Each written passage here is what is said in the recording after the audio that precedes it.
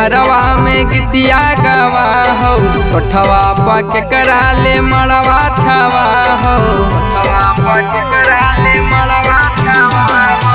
काहेले घरवा में गीतिया गवा हो, कोठवा पक करा ले मड़वा छवा हो।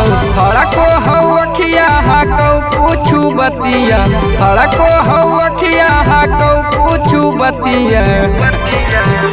लगे बोले बोले बोलेंगे पागली के करहा कोगे शादिया।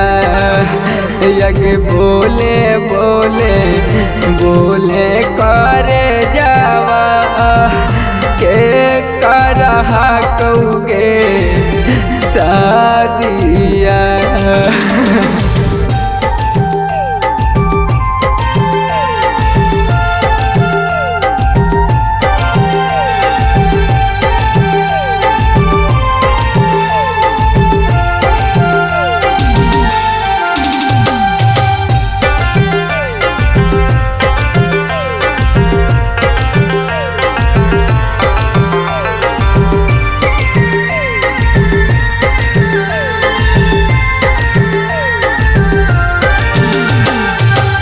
पलंगू दरेज जानू सबके किनाइलो, पर परिवार कहे तोरे घर आइलो।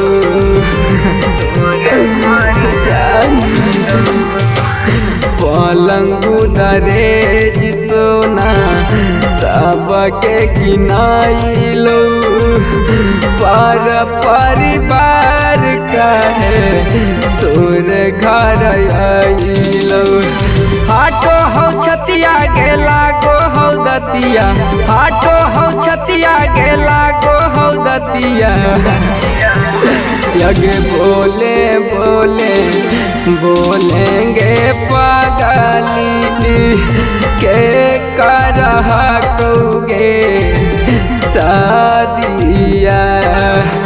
लगे बोले बोले बोले करे जावा के करहा कोगे शादिया।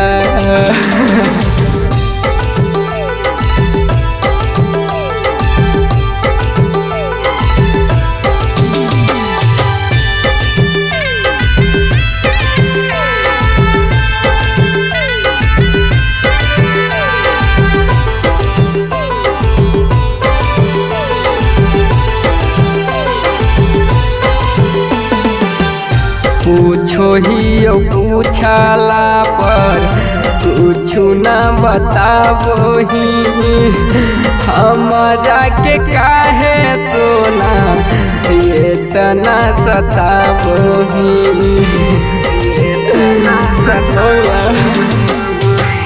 पूछो ही पूछला पर कुछु न बताबो ही, हमरा के काहे जानू इतना सताबो ही।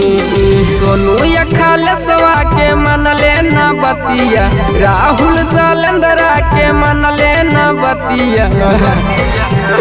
लगे बोले बोले बोलेंगे पागली के करहा कोगे शादिया।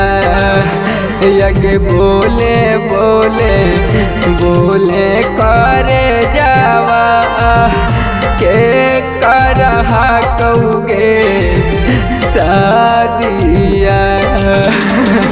माँ प्रतिमा रिकॉर्डिंग स्टूडियो शेखपुरा।